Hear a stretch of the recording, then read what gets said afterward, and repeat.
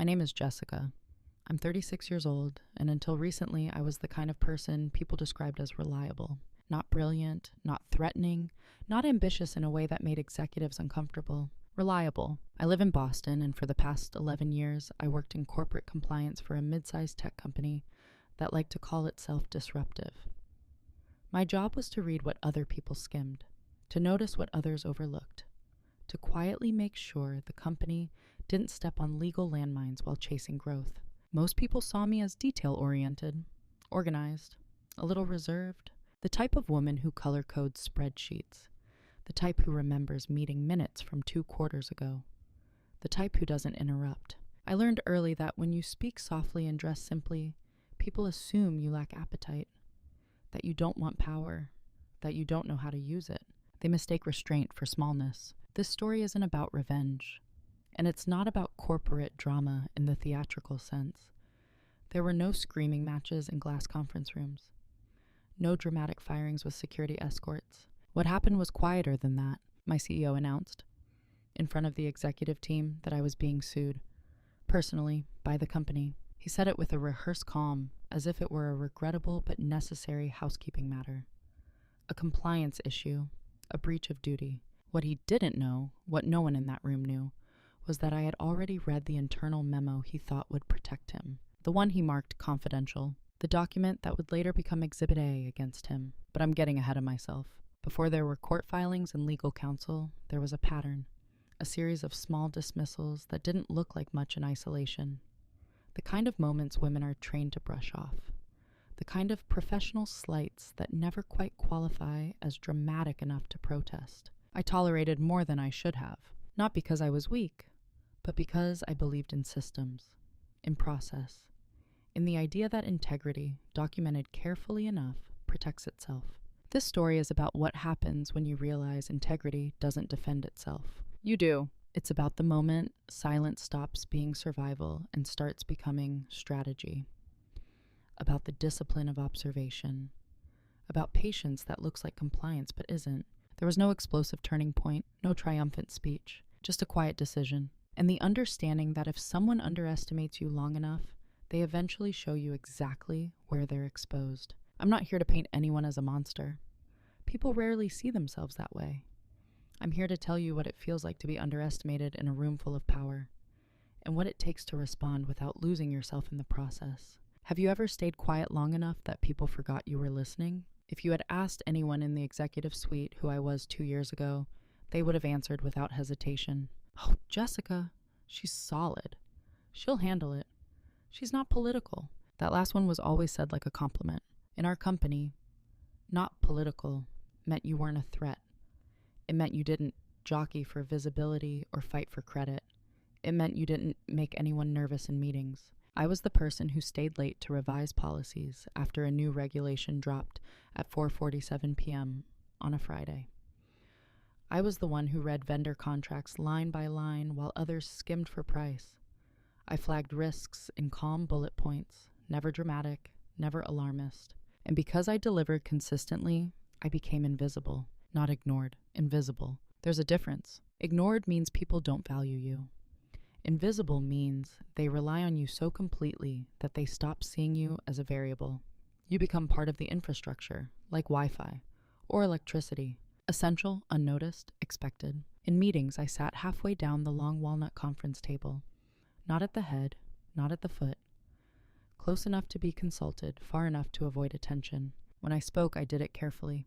No filler words, no emotional charge, just data, implications, suggested safeguards. Often someone else, usually louder, would restate what I just said. Slightly simplified, slightly more confident in tone, and the room would nod. Exactly, they'd say to him. I stopped correcting that dynamic after a while. It wasn't worth the social cost. My CEO, Daniel Whitmore, liked to describe me as our conscience. He meant it as praise. But what he really meant was, you clean up what we don't want to think about. Daniel was charismatic in the way certain founders are. Tall, articulate, comfortable in rooms with venture capitalists and cameras. He talked about innovation like it was a moral mission.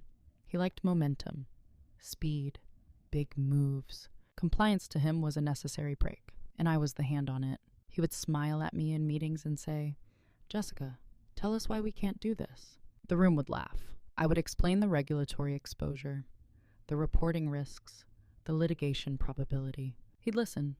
Sometimes he adjusted course, sometimes he didn't, but he always left with the impression that I was cautious, conservative, predictable, safe. I dressed simply, neutral colors, low heels, minimal jewelry. I didn't post much on LinkedIn. I didn't angle for conference panels. I didn't stay after happy hour to build alliances. I built files instead, dated folders, archived email threads, meeting summaries sent with polite follow-ups. Per our discussion, confirming next steps. Documentation was my habit, not out of paranoia, out of training. When you work in compliance long enough, you learn something fundamental. Memory is unreliable. Paper trails aren't. Still, I never imagined I would need those habits for myself. To them, I was steady, a background safeguard. The person you loop in at the end to formalize what's already been decided. What they didn't understand was that when you are consistently placed at the edge of power, you see the entire room. You notice who hesitates before agreeing, who edits language after meetings, who deletes messages instead of archiving them. You learn the difference between oversight and intention. But at that time, I wasn't planning anything. I wasn't building a case. I wasn't waiting for an opportunity. I was just doing my job, quietly, and they mistook that for passivity. They thought I was the kind of woman who absorbs pressure, who smooths friction, who protects the company even when the company doesn't protect her. For a long time, they were right. The first cut didn't look like a cut. It looked like enthusiasm. We were preparing for a product expansion into 3 new states, an aggressive timeline, minimal regulatory runway. I had submitted a risk assessment memo outlining potential licensing conflicts. Nothing dramatic, just flags, areas that required clarification before launch. Daniel skimmed it during the executive meeting. He tapped the stack of papers lightly against the table and smiled. "Jessica always gives us the full legal apocalypse scenario," he said. "That's why we love her." The room chuckled. I smiled too, small, professional. Then he set the memo aside. "We're not in the business of waiting for perfect clarity. We'll move forward and adjust if necessary." Adjust if necessary. The phrase stayed with me. After the meeting, I followed up as I always did. Per our discussion, the compliance team recommends securing provisional licensing confirmation prior to launch in State B and State C. Please confirm if we are proceeding without it so we can document accordingly. He replied 2 hours later. "Proceeding. We'll manage downstream. No hostility, no accusation, just a speed." A month later, State B's regulatory board issued a formal inquiry. Not a lawsuit. Not yet. Just a request for documentation which we didn't fully have. The tone in the office shifted slightly. Not panic, but irritation. "Why are they being so rigid?" someone asked in the hallway. I pulled the original memo from my files and reread it alone at my desk. I didn't feel vindicated. I felt tired. When I drafted the response to the regulatory board, Daniel forwarded it to the legal team with a short note, looping Jessica in to handle cleanup. Cleanup. That was the second cut. Not because I minded doing the work, it was my responsibility, but because the language reframed reality. We weren't cleaning up something accidental. We were managing a risk that had been clearly identified and consciously accepted. Language matters in corporate settings. It assigns authorship. That week, during another meeting, Daniel presented a slide about calculated risk tolerance. He spoke about bold leadership, about not being paralyzed by compliance fear. I wasn't looking at him. I was looking at the timestamp on the slide deck file. It had been edited the night before. The section referencing my memo had been removed. No one else would notice that detail, but I did. Again, nothing explosive happened. No confrontation, no argument. Just small adjustments in the narrative. A shift from "we decided" to "Jessica worried." I told myself this was normal executive behavior. Founders push. Compliance pushes back. That tension is healthy. I rationalized it the way many professionals do. He trusts me enough to challenge him. He values my caution, even if he doesn't always act on it. This is just optics. The first small cut wasn't public humiliation. It was subtle distancing, a gentle repositioning of responsibility. In meetings, I began noticing something else. When I spoke about risk, Daniel would respond not with counter-arguments, but with tone shifts. "Let's not spiral. We don't need worst-case thinking right now. We'll stay solution-oriented." Solution-oriented. As if identifying exposure wasn't part of the solution. I started trimming my language, softening phrases, replacing legal liability with regulatory sensitivity, replacing probable violation with potential misalignment. I told myself I was adapting, communicating strategically, but adaptation has a cost. Each time I recalibrated my tone to make others comfortable, I moved a millimeter further from my own clarity. The inquiry from State B was eventually resolved. Minor penalty. Publicly insignificant. Internally framed as a growth lesson. In the executive summary circulated to the board, the language read, "Initial compliance concerns were effectively managed post-launch." Managed post-launch. I stared at that line for a long time. The memo I had written, dated precise, cautious, had become a footnote to someone else's narrative of bold leadership. That was when I began saving not just documents, but versions. Original drafts, edited slides, email threads before and after language shifts. Not out of suspicion, out of awareness. Because the first small cut teaches you something essential. If someone can rewrite a story once, they can do it again. And the second time will be easier. After the first few adjustments in tone and language, nothing dramatic changed on the surface. I still had my title. My team still reported to me. Daniel still smiled when he saw me in the hallway. But something quieter began to shift. It started with invitations. I was no longer automatically included in early-stage strategy meetings. I would receive calendar invites later, sometimes hours before the meeting began, with subject lines like, "Quick sync, compliance check." Compliance check. Not a strategy partner, not a risk advisor. Check. By the time I entered those rooms, the real decisions had already been made. My role was reduced to confirming feasibility or absorbing the liability. The pattern became predictable. A new initiative would be drafted. Marketing would design the narrative. Finance would project revenue. Operations would outline rollout timelines. Then someone would say, "Loop Jessica in to make sure we're covered." Covered. As if compliance were a raincoat thrown on at the last minute. At first I rationalized it. They move fast. They don't want to bog down creativity. This is just workflow inefficiency. But repetition strips away excuses. In one meeting, a junior director presented a proposal that directly contradicted a regulatory update I had circulated 2 weeks prior. I had spent hours summarizing that update, highlighting key clauses, attaching commentary, and offering implementation suggestions. When I gently referenced it, he blinked. "Oh, I must have missed that email." Daniel leaned back in his chair.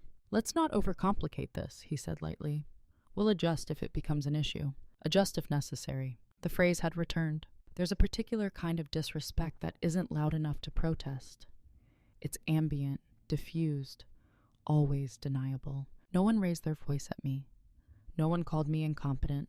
No one excluded me overtly.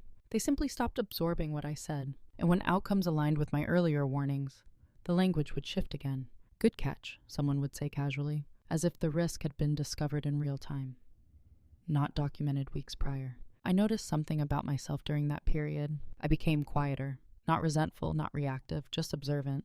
Instead of arguing harder, I started asking more questions. Can you clarify how we're addressing Section 4.2? Where will that approval be documented? Who will be accountable if the reporting threshold is triggered?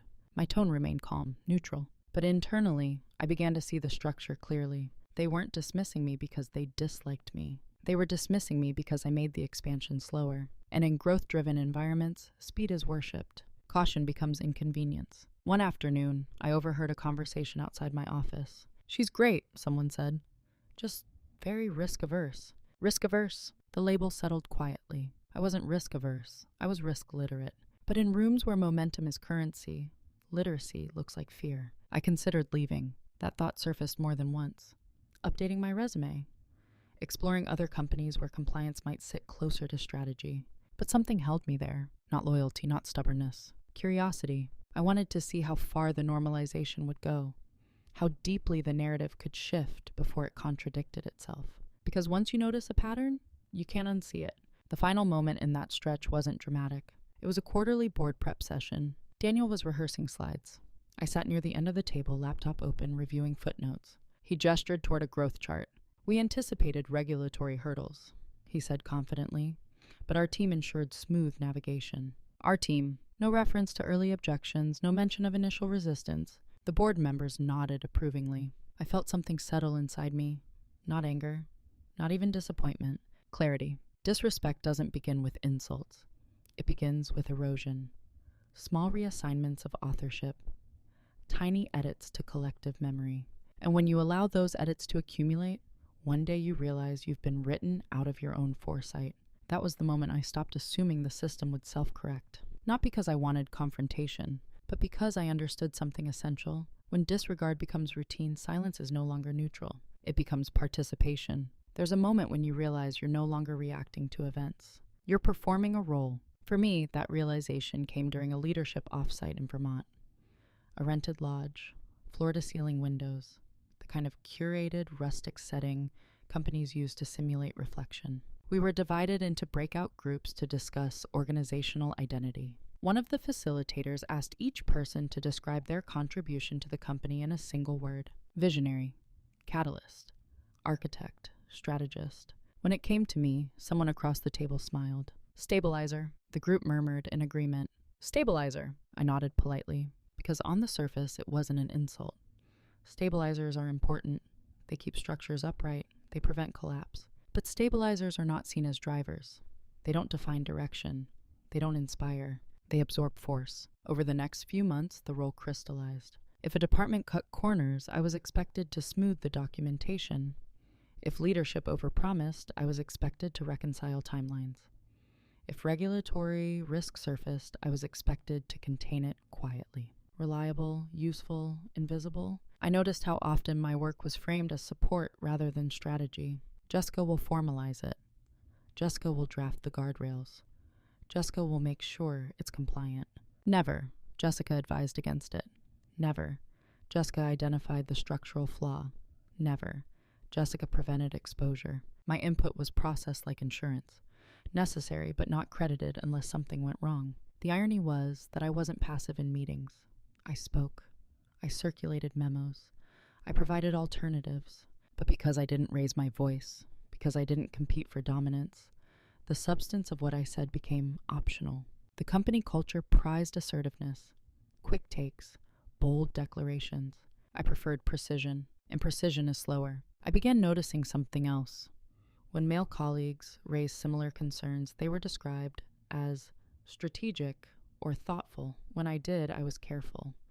Careful, a word that sounds kind but shrinks impact. At first, I told myself it didn't matter. Titles and descriptors are superficial. Results are what count.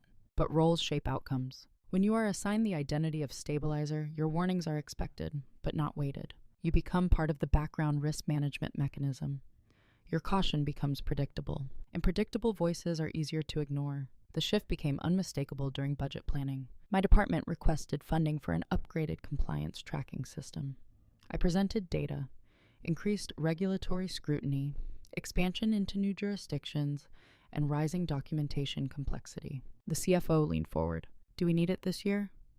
Or is this a comfort investment? Comfort investment. I looked at the projected legal contingency reserve in the financial model, 3 times larger than my request. That reserve assumes potential exposure, I said evenly. The system reduces the probability of triggering it. Silence, Daniel interjected. Let's revisit in Q3. For now, we'll manage with what we have. Manage with what we have. Again. Later, I walked back to my office and closed the door. I opened my black leather notebook, the one I carried everywhere. I flipped to a fresh page and wrote the date. Underneath, I wrote, assigned role, absorber. Not a victim, not an outsider. Absorber. The one who takes impact so others can maintain speed. That was the role they expected me to continue playing indefinitely. And for a while I did. Because absorbers are praised for resilience, for being team players, for not making things personal. But something subtle was changing inside me. I wasn't resentful. I was recalibrating. If I were infrastructure, I needed to understand the entire blueprint. If I was expected to absorb force, I needed to map where it originated. Because infrastructure, when removed strategically, reveals exactly how dependent the structure truly is. I didn't say any of that out loud. I kept attending meetings, kept sending summaries, kept documenting shifts in language. They believed I had accepted my role fully. What they didn't understand was that I was studying it. And when you study a system long enough, you begin to see not only its strengths, but its fault lines. The shift didn't happen in a boardroom. It happened on a Tuesday evening at 7:12 p.m. under fluorescent lights, with most of the office already empty. I was reviewing a draft partnership agreement that had been fast-tracked for signature. Marketing was excited. Revenue projections were ambitious. The partner company had a complicated regulatory history. Minor infractions technically resolved. Technically, buried in the contract's indemnification clause was a modification. Subtle. 2 lines were adjusted from the previous template we typically used. I compared it against the archived version from 6 months prior. The language transferring liability had shifted slightly, placing a greater share of downstream compliance responsibility on us. Not dramatically, not in a way that would alarm someone scanning quickly, but enough. I pulled up the email thread associated with the draft. Daniel had replied late the night before. Let's simplify this. No need to over-engineer protections. We trust them. Trust them. Trust is not a clause. It's not enforceable. I drafted a response outlining the exposure, attached both versions of the indemnification section, highlighted the changes. Then I paused. For the first time, I didn't feel urgency. I felt stillness, because I suddenly understood something with uncomfortable clarity. If this agreement moved forward unchanged, and if regulatory issues surfaced later, the narrative would not say leadership chose speed over caution. It would say compliance failed to safeguard the company. Absorber. That word resurfaced in my mind. I opened my notebook, wrote the date again. Then I wrote, if risk becomes liability, who carries it? Up until that moment, I had believed that documentation was enough. That clarity, circulated politely and consistently, protected not just the organization, but me. But documentation without boundaries is simply archived dissent. It doesn't prevent reassignment of blame. I thought about the pattern. Memos reframed, warnings softened, language shifted, and how easily responsibility can migrate in corporate ecosystems, like water finding the lowest point. That evening, instead of sending the email immediately, I reread it 3 times. Then I removed the emotional undercurrent I hadn't realized was there. I tightened the wording. Please confirm whether leadership is formally accepting the modified indemnification language despite the increased liability exposure outlined below. For record clarity. For record clarity. It was the first time I had written something that explicitly requested ownership acknowledgement. Not confrontational, not accusatory, just precise. Daniel replied 30 minutes later. Noted. Proceeding as discussed. As discussed. There had been no discussion. I stared at the timestamp. 7:46 p.m. Empty office, dim hallway lights, cleaning staff, vacuuming somewhere in the distance. That was when it shifted, not because of his response, but because I realized something fundamental. Silence, up until that point, had been reflexive. It had been professional courtesy. It had been a cultural adaptation. From that evening forward, silence would be intentional, not withdrawal. Positioning. I forwarded the email thread to my personal legal archive folder, one that synced to an encrypted external drive at home, a habit I'd developed years prior, initially for portfolio purposes. Harmless. Now it felt different. I wasn't collecting evidence. I was creating continuity, because if narratives could be rewritten, I needed my own record, unaltered by edits or executive summaries. Driving home that night, I didn't feel angry. I felt awake. There's a difference between being patient and being passive, between being calm and being unprepared. For the first time, I saw the distinction clearly. The system wasn't malfunctioning. It was operating exactly as designed. Speed rewarded. Caution sidelined, liability diffused downward. The shift inside me was quiet. I stopped expecting acknowledgement. I started expecting misalignment, and once you expect misalignment, you plan differently. I didn't know then that a lawsuit would eventually have my name on it, but I understood this. If I remained the absorber without recalibrating my position, one day, the impact would not be structural. It would be personal, and I had no intention of discovering that unprepared. After that Tuesday evening, I didn't become louder. I became quieter, but it was a different kind of quiet. Before, my silence had been social, polite, adaptive, the silence of someone choosing not to escalate. Now it was deliberate. I stopped filling conversational gaps in meetings. When someone made an assumption about regulatory flexibility, I no longer rushed to cushion it with clarifications unless directly asked. If they wanted speed, I let them articulate it fully. If they wanted risk, I let them own it in complete sentences. I still did my job, thoroughly, precisely. But I began changing one subtle habit. I asked for written confirmations more often, just to align documentation, for clarity, to ensure we're consistent. No one objected. It sounded procedural, responsible. They didn't recognize the shift because it didn't disrupt workflow. It refined it. In executive meetings, I observed more than I spoke. I tracked who initiated aggressive moves, who hesitated, who deferred to Daniel's optimism, even when their eyes flickered with doubt. I noticed how often language softened once a decision carried potential liability. We'll revisit. We'll monitor. We'll assess. Collective verbs. Diffused accountability. So I began replacing collective phrasing with specific names in follow-up summaries. Per Daniel's directive, at CFO Mark's request, as discussed under the sales leadership's recommendation. Not accusatory. Accurate. Accuracy feels neutral until someone realizes it isn't. I also started creating structured compliance dashboards, metrics that quantified risk exposure in language even the board would understand. Not warnings, not opinions, numbers. Probability thresholds, financial projections tied to regulatory triggers. Scenario modeling. I sent them monthly. Most of the time they received brief acknowledgments. Thanks. Noted. Helpful. Helpful, but I wasn't trying to be helpful anymore. I was building visibility. Silence became strategic in another way too. I stopped defending my expertise emotionally. When someone said, "Are we sure this is really a big deal?" I didn't persuade. I responded, "The statute outlines penalties up to $2.5 million per violation. Our exposure depends on enforcement discretion." Then I stopped. No urgency, no emphasis. Just a fact. People interpret emotional intensity as insecurity. Calm data forces them to confront content instead of tone. And because I wasn't pressing, they mistook it for a concession. I could see it in their posture. The slight relaxation. She's not pushing. It's manageable. We'll handle it later. What they didn't realize was that every time a decision moved forward against my documented recommendation, a timestamp anchored it. My black notebook filled steadily. Dates, meeting summaries, language shifts. I began categorizing patterns. Risk identified. Risk is minimized verbally. Decision expedited. Responsibility diffused. It wasn't personal. It was systemic. The most interesting part was Daniel's demeanor. He grew more confident around me. Perhaps because I no longer challenged him publicly with the same frequency. Perhaps because my tone had become almost serene. He interpreted my restraint as alignment. In one meeting, after I presented a risk matrix, he smiled. "See?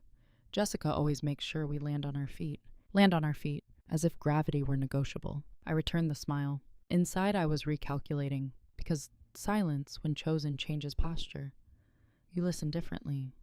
You anticipate differently. You stop reacting to what's being said and start noticing what isn't. I noticed which emails were sent late at night and revised early in the morning. Which draft memos were circulated verbally but never archived. Which legal advisories were described loosely in conversation but carefully narrowed in writing. And I saved everything, not obsessively, methodically. If silence had once made me smaller in the room, it now made me expansive.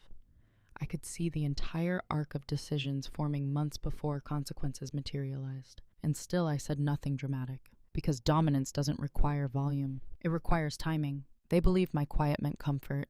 It didn't. It meant I had stopped assuming protection would come from within the system. And once you stop assuming that, you begin preparing for something no one else sees coming. Preparation doesn't look like preparation when you're used to being underestimated. It looks like routine. After silence became intentional, I began structuring my work differently.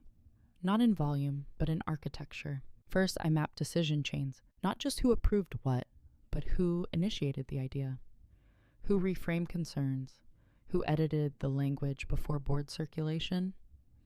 I built a private flowchart at home, not on company servers, showing how a proposal moved from optimism to execution. It wasn't dramatic. It was analytical. Initiator, amplifier, minimizer, executor. Patterns emerged quickly. Second, I deepened my understanding of executive liability. Not corporate liability, but personal exposure. Directors and officers' insurance clauses. Fiduciary duty standards. Indemnification limits.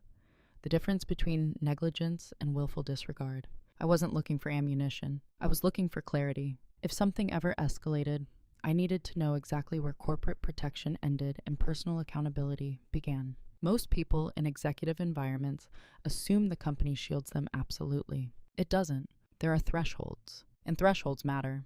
Third, I started formalizing my dissent differently. Previously, my objections were framed as recommendations. Now, when risk exceeded a defined benchmark, I labeled it explicitly. Formal compliance advisory. The phrase was deliberate.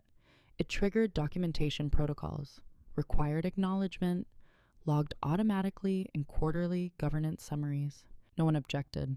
On paper, it strengthened governance optics. In practice, it created traceability. I also began requesting meeting recordings for minute accuracy.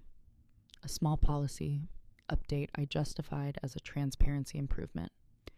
The IT team implemented automatic archiving for leadership calls. Again, no resistance. Who argues against better records? What they never noticed was that I stopped assuming good faith as a control mechanism. Good faith is not a legal defense if documentation contradicts it. One evening, while reviewing archived emails, I discovered something subtle but significant, a forwarded internal memo from Daniel to a small subset of executives. It referenced one of my formal compliance advisories regarding a product expansion timeline. His note read, "We'll need to manage Jessica on this. Legal is technically correct, but strategically premature. Manage Jessica, not managing the risk. Manage me?" I read the sentence twice. There was no hostility in it, no insult, just strategy. For the first time, I understood fully. My caution wasn't being debated. It was being contained. I didn't confront him. I archived the memo. Encrypted copy, date logged. That was the moment preparation shifted from theoretical to personal. Because if leadership could coordinate around neutralizing internal compliance signals, then the narrative wasn't merely shifting organically. It was being shaped, quietly, deliberately. I consulted an external attorney, not to file anything, not to threaten action, but to understand whistleblower protections in my jurisdiction.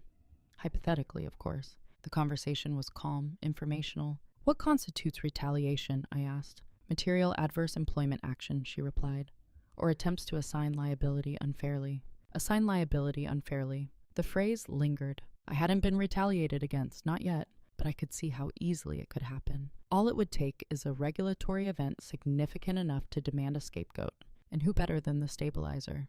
The absorber? The cautious voice that flagged concerns but didn't stop the machine? Narratives can be inverted quickly. She warned us. But she failed to prevent it. She signed off. Even if the sign-off was procedural, from that point forward, every signature I provided included annotated attachments clarifying the scope. Not defensive, precise. They never noticed because nothing in my demeanor changed. I still smiled in meetings, still offered balanced language, still dressed in neutral tones. I remained in infrastructure. But infrastructure, when aware of load distribution, becomes powerful. I tracked regulatory inquiries across departments. I built correlation models showing how often expansion decisions coincided with advisory overrides. I kept everything organized chronologically, because chronology tells a story. Emotion cannot distort. Months passed. Growth continued. Tension between speed and compliance widened. But publicly, everything appeared stable. And that was the most important part. Preparation is invisible when nothing has collapsed. They didn't see what I was building because it didn't interrupt them. It simply waited, like a ledger, balanced, accurate, ready. What they never noticed was that by trying to manage me, they had confirmed something essential. I wasn't peripheral to the system. I was central to its accountability. And accountability, when activated, changes power entirely. The reveal didn't happen in court. It didn't happen in a meeting. It happened alone on a Sunday morning at my kitchen table. There's something about quiet weekends that makes patterns visible. No Slack notifications, no executive summaries, no softened language layered over decisions. Just raw chronology. I had exported a year's worth of compliance advisories, executive responses, and final implementation outcomes into a single timeline document. Dates on the left, actions in the center, financial or regulatory consequences on the right. I wasn't looking for vindication. I was looking for coherence. And what emerged wasn't chaotic. It was consistent. Every major regulatory inquiry over the previous 12 months followed the same sequence. Formal compliance advisory issued. Leadership response minimizing urgency. Expedited implementation. Post-event internal reframing. But there was something else I hadn't noticed before. In 3 separate instances, executive language and board updates contradicted internal documentation. Subtly, carefully. For example, internal email from Daniel. "We're aware this approach exceeds recommended risk tolerance, but speed is critical." Board-facing slide. Compliance review completed. Proceeding within acceptable risk parameters. Acceptable. The word sat there, detached from its origin. I felt something steady settle in my chest, not anger, not fear. Certainty. Because if regulatory scrutiny ever escalated beyond minor inquiries, the external record would not align with the internal one. And misalignment at that level doesn't stay contained. It triggers an investigation. That was when I opened the memo again, the one he had forwarded months earlier. We'll need to manage Jessica on this. At the time, it felt like positioning. Now, within the broader timeline, it felt like preemption. If something went wrong, the narrative groundwork had already been laid. Risk-averse, overcautious, technically correct, but strategically premature. I wasn't being attacked. I was being pre-framed. Quietly, I cross-referenced executive insurance coverage limits, reviewed indemnification clauses in employment contracts, including my own. And there it was, a section outlining personal liability in cases of failure to adequately discharge fiduciary compliance oversight responsibilities. Failure, oversight, the language was broad enough to stretch. Broad enough to place responsibility downstream if leadership claimed they had relied on compliance review, which they had, but selectively. That was the reveal. Not that they were reckless, not that they were malicious, but the system allowed responsibility to be redistributed after the fact, and I was positioned perfectly to absorb it. I leaned back in my chair and closed my eyes. I imagined the scenario. A major regulatory event, media attention, board pressure. Who becomes the stabilizing sacrifice? The visionary founder? Or the cautious compliance officer who should have stopped it? The answer was obvious. The document he marked confidential would not protect him in that scenario. It would expose intent, and that's when clarity sharpened into leverage. Leverage isn't loud, it doesn't feel triumphant. It feels heavy, because once you see the asymmetry clearly, you can't unknow it. I wasn't holding a scandal. I was holding alignment. Internal language versus external representation. Intent versus disclosure. That distinction is powerful in legal contexts. Very powerful. I didn't celebrate. I didn't draft threats. I didn't hint at awareness. I simply organized everything into a secure file structure with 3 categories: advisory, response, outcome. Chronological, cross-referenced. Then I called the external attorney again, this time not hypothetically. If a company were to pursue legal action against a compliance officer following regulatory exposure, I asked evenly, how relevant would internal executive communications be? There was a pause. Extremely, she said, especially if they demonstrate informed decision-making at the executive level. Informed decision-making, meaning knowledge, meaning intent, meaning not accidental. I ended the call and sat quietly. The reveal wasn't that I had power over him. It was that I had protection for myself. And protection, when documented correctly, becomes something more. It becomes a choice. From that moment forward, I knew something no one else in that building did. If they ever tried to rewrite the story at my expense, the original draft was intact. Time-stamped. Confidential. And waiting. The announcement came on a Thursday. Not to me privately. To the executive team. We were gathered in the large glass conference room overlooking the harbor. The kind of room designed to project transparency. Daniel stood at the head of the table, hands loosely clasped. There's been a regulatory escalation, he began. State C is moving beyond inquiry. They're alleging material compliance failure. The word failure landed softly, but it carried weight. No one spoke. He continued calm, measured. We need to demonstrate decisive corrective action. Our legal counsel has advised that accountability must be clear. Clear. I already knew where this was going. He turned slightly, just enough that his body orientation shifted toward me without fully facing me. As part of that strategy, the company will be initiating legal proceedings against our compliance function to demonstrate independent review and separation of responsibility. Compliance function, not a name yet, just architecture. Then he said it. Jessica will be named. The room stilled. No one gasped, no one objected, because corporate rooms don't explode. They recalibrate. He added quickly, this is procedural. It shows regulators we take oversight seriously. It doesn't imply wrongdoing, it's strategic. Strategic. The word almost sounded sympathetic. I felt my heartbeat slow instead of accelerate. There it is, I thought. The scenario I had mapped months ago. I asked one question. Is the company asserting failure to discharge fiduciary oversight responsibilities?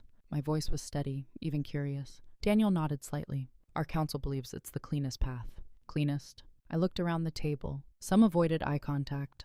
Others wore expressions of polite discomfort. No one intervened, because it was logical in their minds. The stabilizer absorbs impact. That's the role. I felt no anger toward them, just confirmation. This was the decision point, not theirs. Mine. I had options. Option 1, cooperate fully. Trust internal counsel. Assume the strategy would protect me eventually. Option 2, resign quietly. Avoid escalation. Let the company manage its narrative. Option 3, respond independently. Engage personal counsel. Activate the documentation I had preserved. Only one of those options was irreversible. Only one disrupted the assumption that I would continue absorbing without resistance. I asked Daniel one more question. Has external counsel reviewed internal executive communications related to the State Sea launch? There was a flicker, brief, almost imperceptible. That's not relevant to this action, he replied. Not relevant. I nodded once. Understood. The meeting ended with logistical next steps. HR would coordinate. Legal would reach out.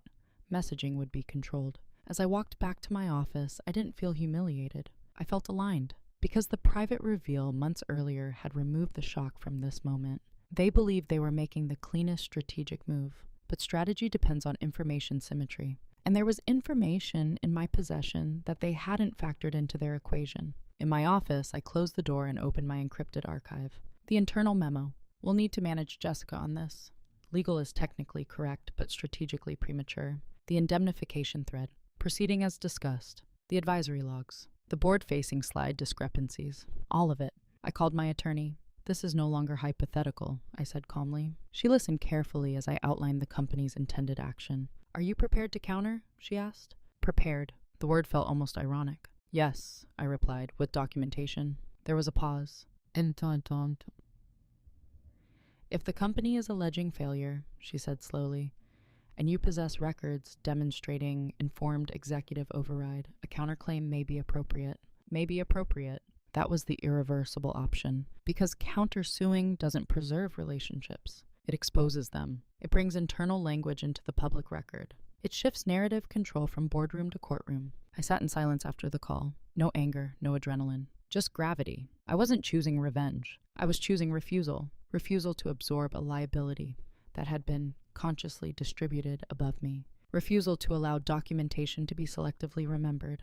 That afternoon, I instructed my attorney to file. The company announced I was being sued. Within days, I countersued using his own internal memo. The document he marked confidential became Exhibit A against him. Not theatrically, not emotionally, legally. And once it entered the record, the narrative could no longer be rewritten, only examined. That was the decision point, and once crossed, there was no returning to invisibility. The week after the filing was almost unnervingly normal. No public announcements, no internal town halls, just carefully worded statements drafted by legal counsel and circulated with corporate neutrality. The company has initiated proceedings related to compliance oversight. Ms. Carter has responded through independent counsel. Responded, such a quiet word for something that shifts tectonic plates. Inside the office, behavior changed, but subtly. Conversations paused when I entered shared spaces. Slack threads became shorter. Meetings were rescheduled without explanation. No one confronted me, no one accused me, but distance formed like condensation on glass. I didn't argue. I didn't defend myself informally. Every communication from that point forward went through counsel. Silence, again, became a strategy. My attorney advised restraint. No commentary outside filings, she said. Let the documents speak. So I let them. The counterclaim was precise. It did not attack Daniel's character. It did not allege malice. It alleged knowledge. It outlined a timeline demonstrating that executive leadership had been formally advised of regulatory exposure prior to implementation. It cited specific language acknowledging that risk tolerance thresholds were being exceeded deliberately.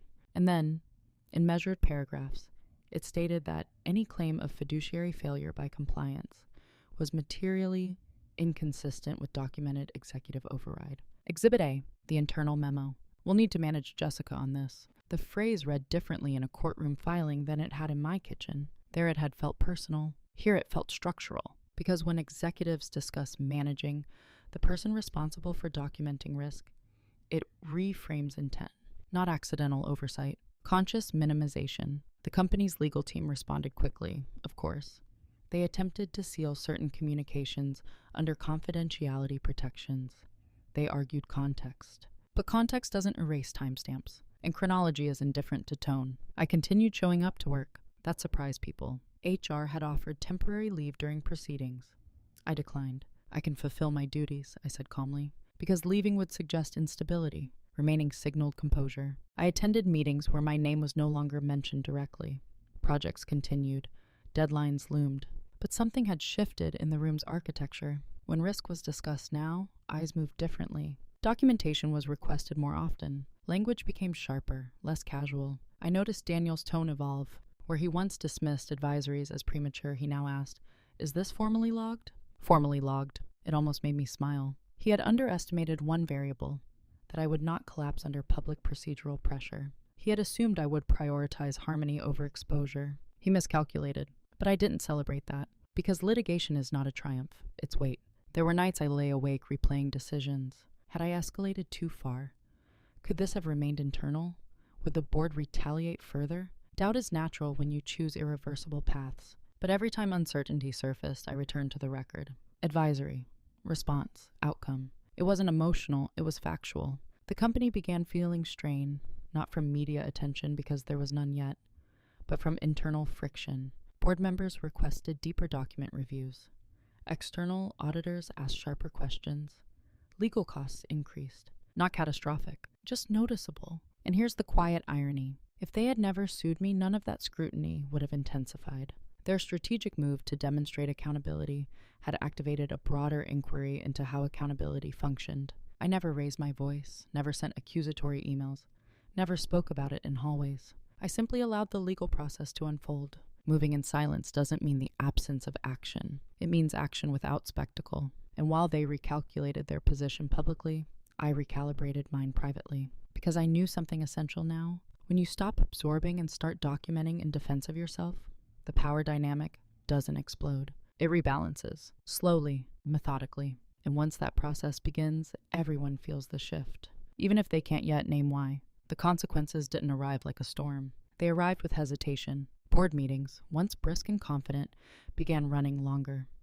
Requests for documentation increased, not just from my department, but across operations. Audit committees scheduled additional sessions. External counsel fees doubled within a quarter. No one said my name in those rooms when I wasn't present, but I didn't need them to. Because consequences rarely announce their source. They ripple outward. Daniel's confidence shifted first. Not dramatically. He still led town halls, still spoke about vision and growth, but the sharpness of his certainty dulled slightly. In meetings, when a proposal carried regulatory exposure, he no longer brushed past it. Have we documented all advisories, he would ask? That question had never surfaced before. Colleagues who once minimized compliance language now paused before finalizing decisions. The CFO requested scenario modeling for downside risk, something he had previously labeled comfort analysis. Comfort, now it was a necessity. The irony was quiet but unmistakable.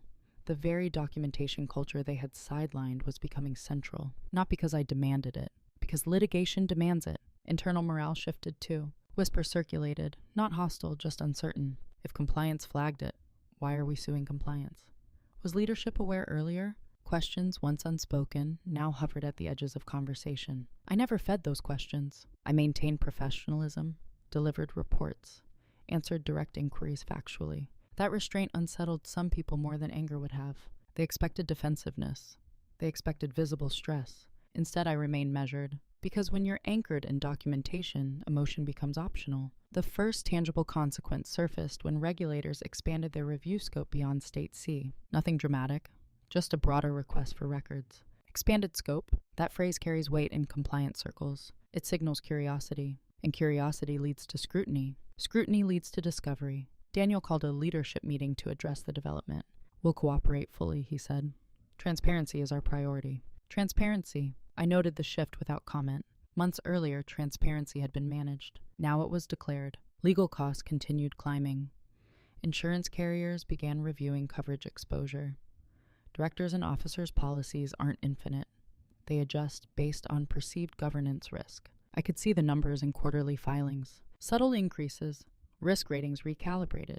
No one blamed me openly, but the architecture of consequence was undeniable. The company had attempted to demonstrate decisive accountability by isolating compliance. Instead, it had illuminated systemic decision-making patterns. And systems once illuminated don't dim easily. The most telling moment came during a board committee session I attended as part of routine reporting. A board member, quiet analytical, asked Daniel directly, "Were all material advisories escalated prior to launch?" A simple question. Daniel paused. "Yes," he said. Not technically false, but incomplete. Because escalation does not equal adoption. I watched the board member make a small note. That note mattered. Consequences aren't about punishment. They're about recalibration of trust. Investors don't fear mistakes as much as they fear misalignment between internal knowledge and external representation. And that misalignment was now part of the record. At home, I continued preparing with my attorney. Discovery phases, deposition outlines, document indexing. No theatrics, just process. The weight of it was real. Litigation is exhausting in ways few people understand. It invades weekends, interrupts sleep, introduces financial uncertainty.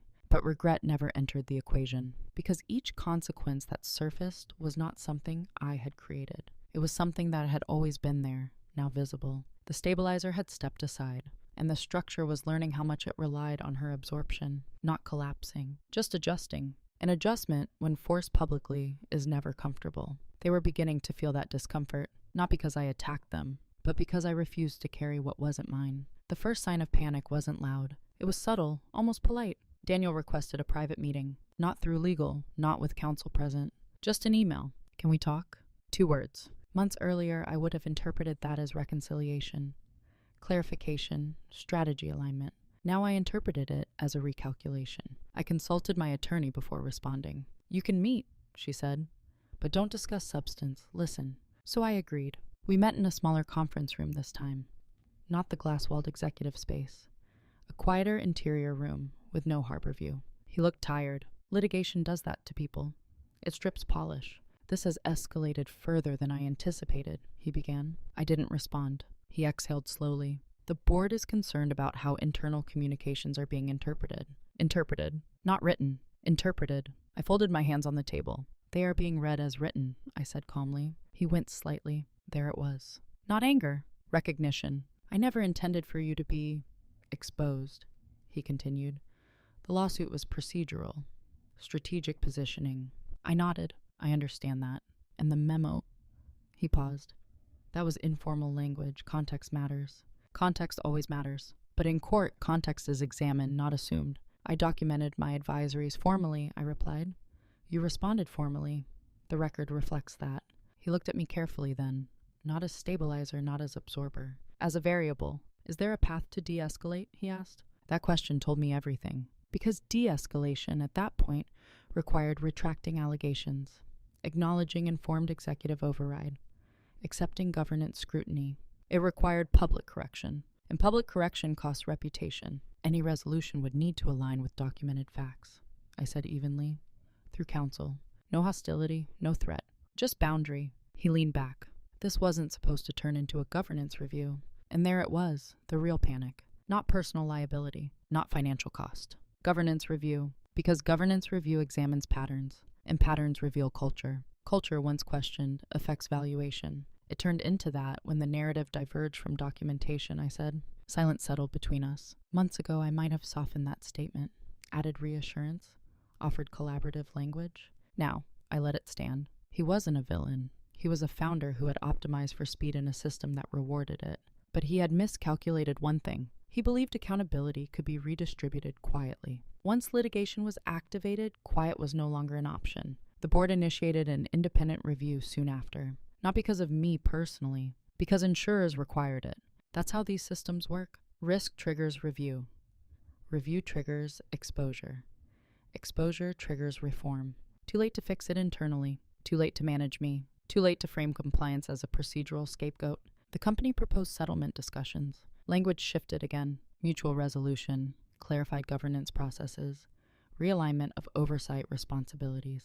Words designed to stabilize markets. But the internal dynamic had already changed permanently. Trust, once cracked at the executive level, doesn't reseal cleanly. And for me, something else had crystallized. I no longer wanted to remain in the infrastructure of a building that required public pressure to honor documentation. Settlement discussions moved forward, not as a surrender. In conclusion, because the goal had never been to win theatrically. It had been to prevent the absorption of liability that wasn't mine. And that objective was already achieved. The moment Exhibit A entered the record, the balance shifted irreversibly. Now everyone knew, not emotionally, factually. And once facts surface, you can negotiate around them, but you cannot erase them. It was too late to fix the narrative. All that remained was to adjust to the truth it revealed. The final confrontation didn't happen in court. It happened in a mediation room. Neutral walls, neutral furniture, neutral tone. 2 legal teams, a retired judge acting as mediator. Folders are arranged neatly in front of each of us. No raised voices, no accusations hurled across the table. Just documents. Daniel sat across from me, not at the head of anything this time. Just another chair at a rectangular table. For the first time since the announcement months earlier, there was no executive audience, no board members, no team watching, just the architecture of consequence. The mediator summarized the positions calmly. The company alleges oversight failure. Ms. Carter asserts documented executive override. The evidence includes contemporaneous advisories and internal communications. Evidence, such a sterile word for months of lived tension. Daniel's counsel spoke about intent, about strategic urgency, about miscommunication. My counsel spoke about chronology, about formal advisories, about the written acknowledgement of elevated risk tolerance. At one point, the mediator slid a copy of Exhibit A into the center of the table, the memo. We'll need to manage Jessica on this. Legal is technically correct, but strategically premature. It looked smaller, printed on white paper, than it had on my laptop screen months ago. The mediator asked Daniel directly, "Do you dispute authorship?"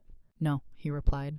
"Do you dispute that this was written after receiving a formal compliance advisory?" A pause. "No." There was no anger in his voice, just recognition. The mediator nodded slowly. The documentation suggests informed decision-making at the executive level. Informed. That word had anchored everything. I watched Daniel's posture shift, not collapsing, not defensive, accepting. The confrontation wasn't emotional because there was nothing left to argue about in tone. Only alignment of facts. After hours of structured discussion, the framework for resolution became clear.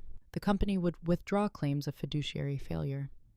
Public filings would reflect clarified governance oversight. A financial settlement would compensate for legal expenses and reputational harm. I would resign as part of the agreement.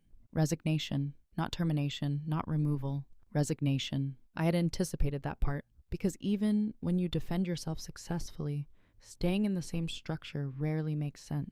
The mediator asked if either party wished to say anything further before final terms were drafted. Daniel looked at me. "I miscalculated," he said quietly. Not dramatic, not apologetic in a theatrical way, just honest. "I optimized for speed," he continued, "and assumed structure would absorb it." Absorb. There was the word again. "It won't," I replied evenly. Not without consequence. No bitterness, no satisfaction. Just truth. He nodded once. That was the entirety of our confrontation. No shouting, no victory speech. Because dominance, when quiet, doesn't require humiliation. It requires clarity. The document he marked confidential had done its work. Not by destroying him, by correcting the record. When the mediation concluded, we stood, shook hands. Lawyers exchanged final notes. Walking out of that building, I didn't feel triumphant. I felt finished. The role of absorber had ended, not with rebellion, but with documentation. And in its place stood something steadier. Self-definition. I hadn't attacked. I hadn't exposed more than necessary. I had simply refused to carry what wasn't mine. And sometimes, that refusal is the most powerful confrontation of all. I left the company on a Wednesday. No farewell party, no all-hands announcement, just a carefully worded internal memo about leadership transition within compliance. I packed my office slowly. The black leather notebook went into my bag last. As I walked out of the building, nothing looked different. The harbor was still visible through the glass lobby walls. Employees still tapped badges against security panels. Conversations about product launches continued. Structures rarely crumble after truth surfaces. They adapt, and so do people. For the first few weeks after the settlement, I didn't rush into another corporate role. I allowed silence to be restorative rather than strategic. Litigation changes your nervous system. Even when you remain calm externally, your body carries the vigilance. I slept longer, read more, revisited my notes, not out of obsession, but to understand the arc. What struck me most wasn't the lawsuit. It was the identity shift. For years, I had defined myself as a stabilizer, protector, the quiet safeguard behind ambitious growth. But that identity had been incomplete. I wasn't infrastructure. I was discerning. And discernment isn't passive. It's selective. I began consulting independently, not in retaliation against my former company, not as a whistleblower archetype, but as a governance advisor. Boards reached out quietly. Word travels in professional circles when documentation prevails without drama. They didn't ask for a scandal. They asked for systems. How do we prevent misalignment between internal advisories and external reporting? How do we ensure risk tolerance decisions are documented clearly? How do we avoid personal liability diffusion? The questions were practical, measured, the same tone I had always used. But now, when I sat at conference tables, I was no longer positioned as an absorber. I was positioned as the architect of accountability. There's a difference. I don't speak louder than before. I don't dominate rooms. But when I present a risk analysis, it isn't framed as caution. It's framed as a strategy, because I learned something essential. Documentation is power only when you're willing to stand behind it. Silence is strength only when it's chosen. And loyalty to a system should never require disloyalty to your own record. Daniel and I have not spoken since mediation. I don't resent him. In many ways, he accelerated my evolution. If he had never sued me, I might still be stabilizing structures that quietly misaligned with their own documentation. Sometimes, conflict reveals a capacity you wouldn't activate voluntarily. The woman who walked into that executive meeting months ago was reliable. The woman who walked out of mediation was resolute, not hardened, not cynical, just clear. I no longer confuse calm with compliance. I no longer assume that good faith protects against narrative shifts. And I no longer allow myself to be positioned as the lowest point in a liability flowchart. Who I am now is simple. I am someone who reads carefully, documents precisely, and refuses quietly when refusal is necessary. No spectacle, no revenge, just alignment. And alignment, when maintained consistently, becomes its own form of dominance. If you've stayed with me this long, you probably understand something important. This was never about destroying a company. It wasn't about humiliating a CEO. It wasn't even about winning a lawsuit. It was about authorship, about who gets to write the final version of events when pressure rises. In professional environments, especially fast-moving, high-growth ones, there's a quiet temptation to treat documentation as formality, to assume that intent will be understood, to believe that shared goals override structural clarity. But when tension appears, memory bends. Language softens, responsibility drifts. And unless the record is steady, someone becomes the absorber. For a long time, I believed integrity was self-evident. If you consistently documented risk, the system would protect you.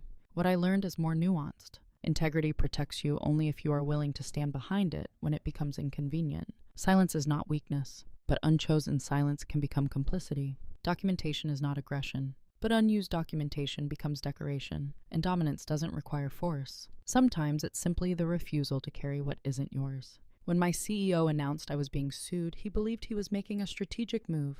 When I countersued using his own internal memo, I wasn't retaliating. I was restoring alignment. The document he marked confidential became Exhibit A, not because I exposed it recklessly, but because it told the truth about informed decisions. And truth, when documented calmly, doesn't need theatrics. It just needs patience. If you take anything from this story, let it be this. Pay attention to patterns. Write things down. Clarify ownership. And if you ever find yourself positioned as the absorber in a system that redistributes accountability downward, pause. Ask yourself, are you staying quiet out of wisdom or out of habit? Because those two silences lead to very different futures. I'm curious, have you ever realized, too late or just in time, that someone was quietly rewriting your role in a larger story? I'd love to hear your thoughts in the comments.